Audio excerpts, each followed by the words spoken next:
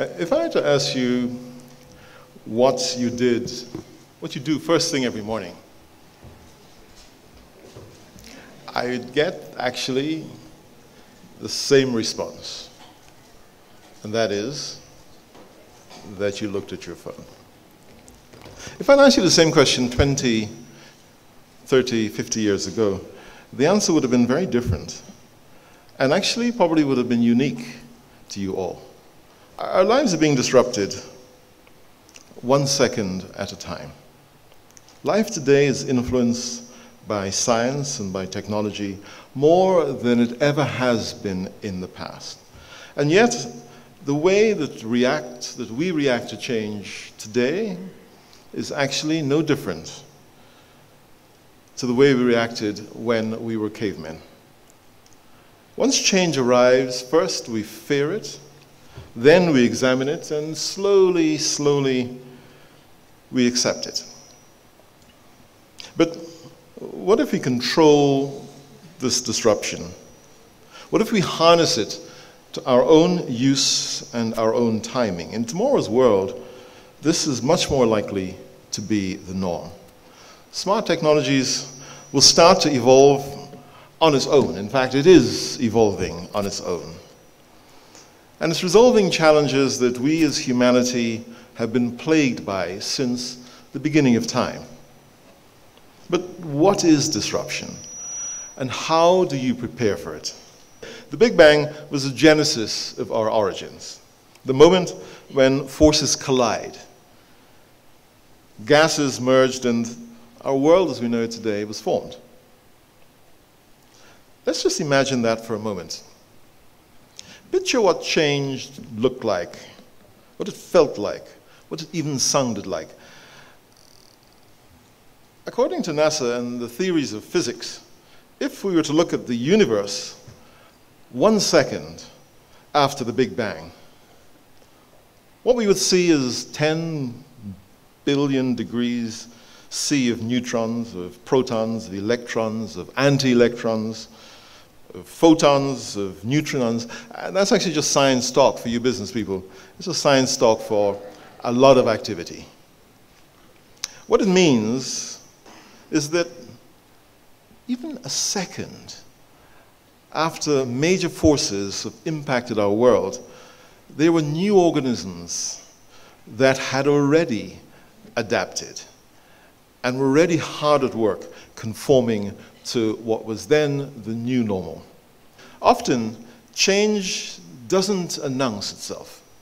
It actually comes very silently. If we want to understand disruption, we must first learn to respect that it is defined by very silent but impactful forces that are constantly shaping our world. We're currently undergoing one of the biggest transformations in the history of mankind. Every day, we create 2.5 quintillion bytes of data. Now, for perspective, in 1992, the world was creating 100 gigabytes of data every day. And some of you can actually create that in a year, personally. And by next year, the world will be producing 50,000 gigabytes per second.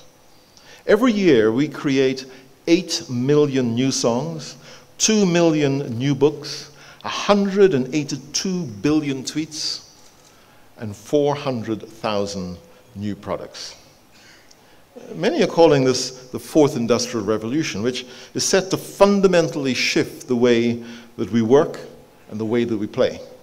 Technologies such as self-driving cars, artificial intelligence, big data, the Internet of Things, 3D printing, biotech, and quantum computing are all leveraging this explosion in data to create the basis of a new way of living.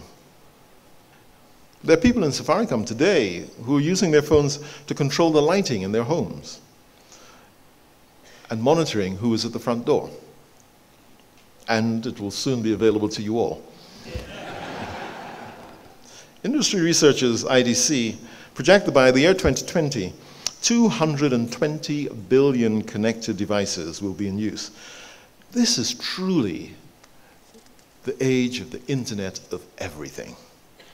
And what it means is that opportunity is only a connection away. In today's world, in the time that it takes to create an app, whole new business models are being created, and whole new business models are being made redundant. We're now a limitless planet tied together by technology. Technology has democratized access to markets in ways which were never before imagined. Today, the world is a single marketplace.